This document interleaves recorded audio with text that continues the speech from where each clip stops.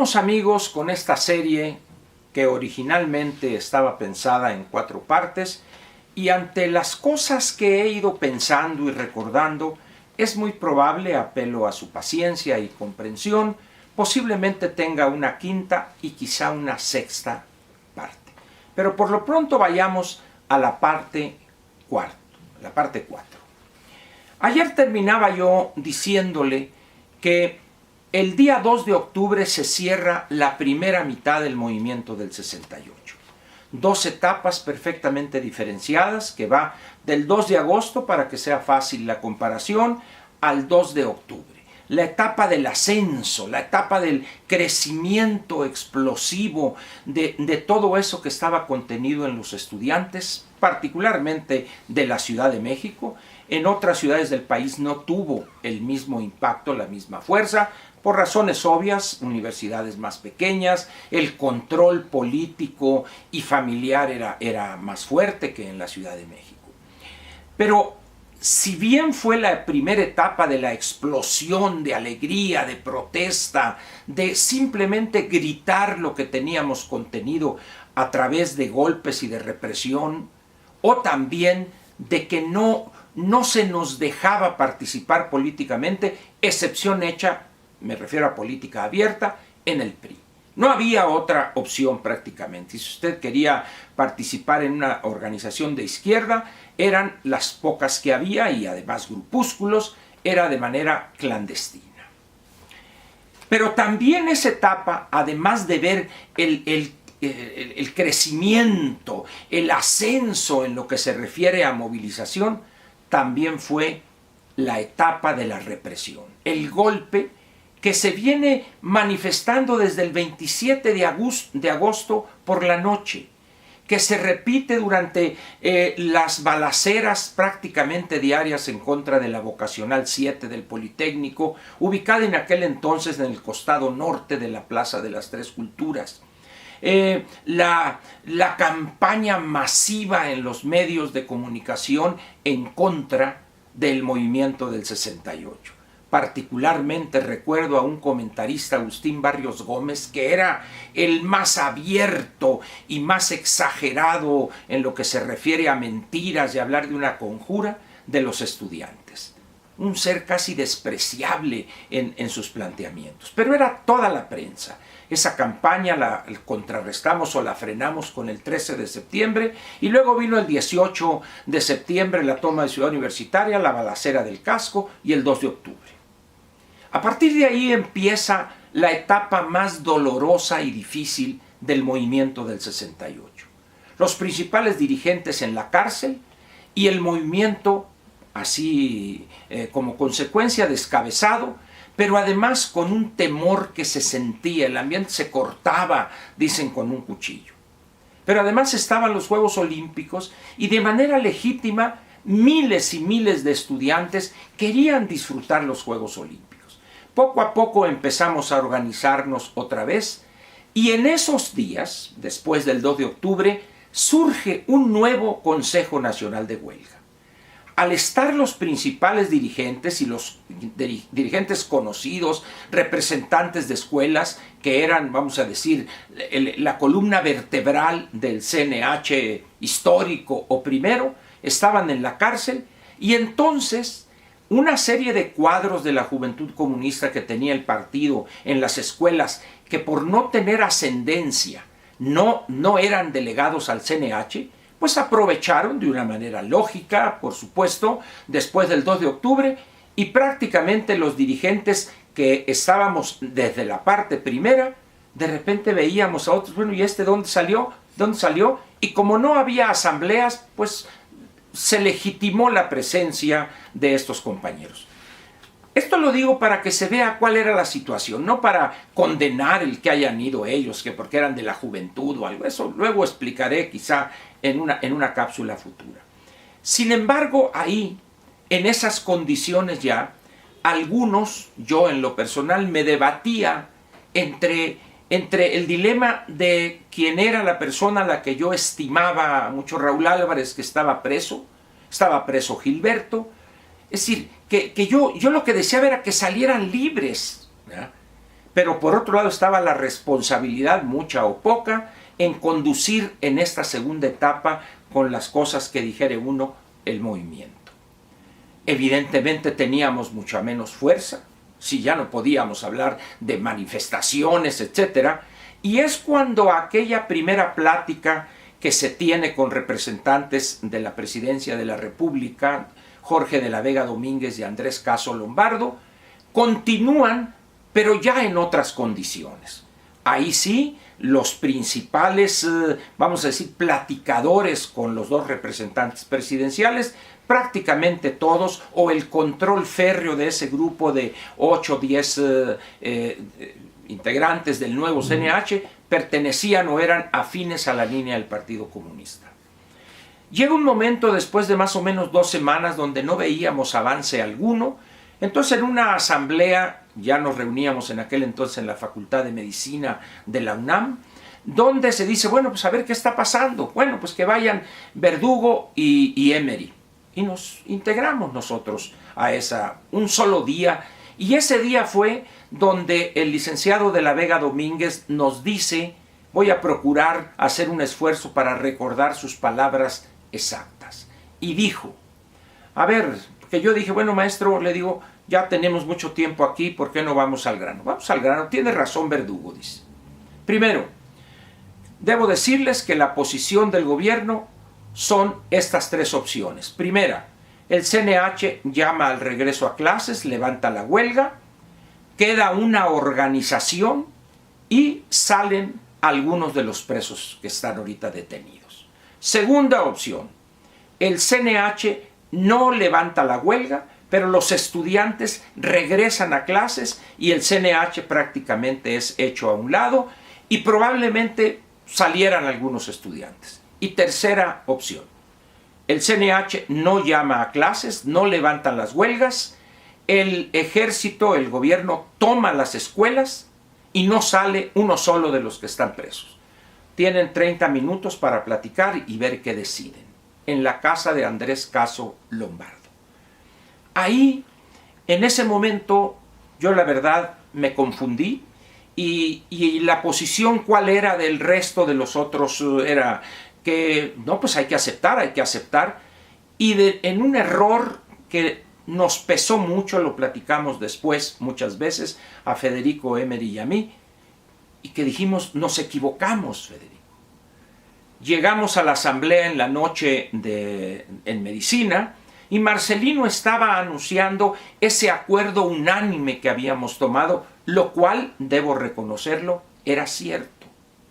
Pero en ese momento, yo digo, aquello nos equivocamos, y yo ahí en un acto de irresponsabilidad política digo, moción, le digo, y Marcelino dice, a ver, Verdugo, ¿qué quieres? Es mentira lo que estás diciendo, cuando yo sabía que él estaba diciendo la verdad. Y en ese momento prácticamente se rompe la unidad que todavía ahí teníamos, y eso desembocó en aquel manifiesto a la Nación del 2 de diciembre, en un mitin leído en un mitin en la Plaza Roja y en Zacatenco, allá en donde está la Dirección General y el auditorio, que le llamamos Monumento al Queso, ahí en la Plaza Roja, y ahí salimos prácticamente peleados con pistola en mano algunos de los que éramos integrantes de ambos grupos. Así terminó, por desgracia, el movimiento estudiantil de 1968, con los principales dirigentes presos, con una división irreconciliable dentro de la organización, 2 grupos perfectamente definidos, uno quizá más radical que el otro, y en ese momento la desbandada, y en enero las clases se recuperan. Empieza la normalidad con toda su carga y los estudiantes presos a empezar a tratar de encontrar el ritmo que para algunos les llevare a terminar la carrera, otros a reincorporarse a sus trabajos y algunos a planear su futuro académico. Pero debo ahí decir algo que creo que es importante. En el 68 había muchos que decían, no, es que terminando esto yo me voy a la sierra y agarro las armas y hacer la revolución y cosas así. Evidentemente eso no fue cierto. No voy a decir quiénes son, conozco sus nombres y los recuerdo y los conocí a todos ellos, de los que realmente sí, de la parte, vamos a decir, dirigentes o de los estudiantes más connotados de las escuelas, quienes se fueron verdaderamente a formar, o se fueron con los campesinos a la sierra, o se fueron a organizar algún grupo, pero esencialmente no estamos hablando más allá de 15 o 20 personas. Por eso yo suelo decir que cuanto se trata de eso son más las echadas que las ponedoras. Yo me integré a un grupo, me fui al campo a trabajar en Durango, Chihuahua, a organizar campesinos, y fui capturado prácticamente 4 años después, el 20 de mayo de 1972. Pero en esa salida, en ese desapego a lo estudiantil, entendí varias cosas yo. Primero, la revolución, como decíamos en aquel entonces, no pasa por las universidades, no pasa por los estudiantes. Si realmente quiere uno hacer algo, tiene que irse a integrar o con los trabajadores o irse a un partido político y desde ahí hacer política. Hoy, cuando ya evidentemente la lucha armada como vía está totalmente desacreditada y sepultada en el cuarto de los tilichis. Por ahí quedan algunos locos y provocadores que no pueden incorporarse a la lucha civil, democrática, abierta, legal. Eso yo lo entendí prácticamente desde fines de diciembre. Y yo decidí de manera soberana irme a otro sector e iniciar una cosa que al final de cuentas no funcionó. Fui capturado en 1972. Pero como mi caso hubo muy pocos que realmente congruentes con lo que habían dicho, llevaron a la práctica esas ideas. La inmensa mayoría de los que las echaban en vez de poner, como dije, más las echadas que las ponedoras, regresaron a su escuela, terminaron un posgrado, se hicieron burócratas distinguidos en la academia o en el sector público, algunos otros se enriquecieron de manera legítima, por supuesto, ¿verdad? Pero esa fue una decisión de cada quien. No quedó organización, cometimos errores estratégicos casi infantiles, hablaré en una cápsula específicamente de ellos, quizá mañana hable en esta quinta, que sería la quinta colaboración. Errores, como le digo, infantiles prácticamente. Porque al final de cuentas, si usted me pidiere resumir en una expresión qué fue en lo que nos equivocamos, yo le diría a usted que estábamos jugando al movimiento, jugando dizque a la revolución, aun cuando no lo decíamos. También esto hay que señalarlo, ¿no? Pero andábamos en una fiesta casi constante, no obstante las condiciones difíciles que había del 2 de octubre al 2 de diciembre. Mientras tanto, el Estado nos demostró que no juega a ser el Estado. En el momento que se ve amenazado, utiliza todos los instrumentos que tiene y reprime de manera violenta a los grupos que se le opongan sin consideración ética o moral alguna. ¿Qué podría decirles yo a las personas que hoy tienen ese mito en el altar? No sean ingenuos, por favor. No sean ingenuos.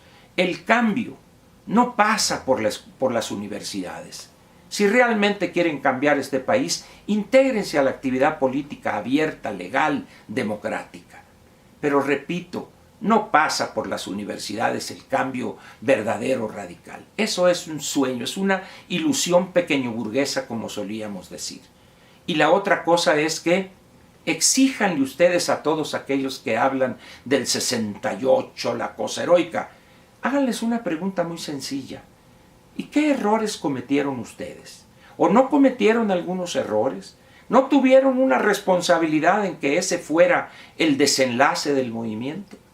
Urge que entre los que quedamos vivos, y ya no nos queda mucho tiempo en esta vida, en un plan de camaradas, en un plan abierto, respetuoso, tengamos una posición común para transmitirla a las nuevas generaciones, para que entiendan que en un movimiento el cuerpo dirigente tiene grandes responsabilidades ante los dirigidos, y ellos confían ciegamente en uno. De tal manera que prácticamente en todos los casos, las consecuencias peores la pagan no los que decidieron eso, sino los que siguieron las decisiones que los dirigentes tomaron.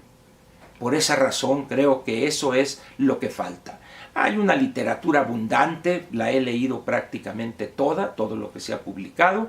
Me sorprende ese afán que estoy viendo ahorita comercializador, mercantilista, y las mentiras que se están expresando, particularmente en uno de los videos, el único que he visto, uno hecho por la empresa Clio, que se llama "Que vivan los estudiantes". Quizá mañana dé mis opiniones respecto a ese documental o ese trabajo cinematográfico o videográfico que contiene una serie de mentiras que debe obligadamente uno que vivió aquello desmentirlas, señalar esas fallas.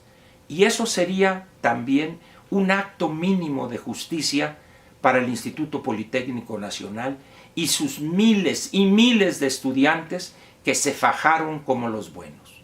Si usted me preguntara ya para terminar, ¿qué porcentaje le doy a esas dos instituciones si el total es el 100 de su participación en el movimiento? Le diría sin rencor alguno, pero con una claridad, porque viví todo eso. Desde la primera reunión donde se decidió, se empezó a decidir el Consejo, hasta la última del 2 de diciembre, que el Politécnico merecería el 70% y la universidad a lo más el 30%. Por eso es de justicia señalar el papel que desempeñó tanto la institución, el Politécnico, con sus instalaciones, sus recursos, pero también con esas decenas de miles de estudiantes del Politécnico que se fajaron como los buenos, sin temor alguno, con una valentía increíble, contrario a la posición de los de la universidad. Mañana seguiré pues en una quinta cápsula que creo que vale la pena, y si es necesario, pues como dijo aquel, ya entrados en gastos, pues nos echaremos la sexta. Muchas gracias y aquí lo espero.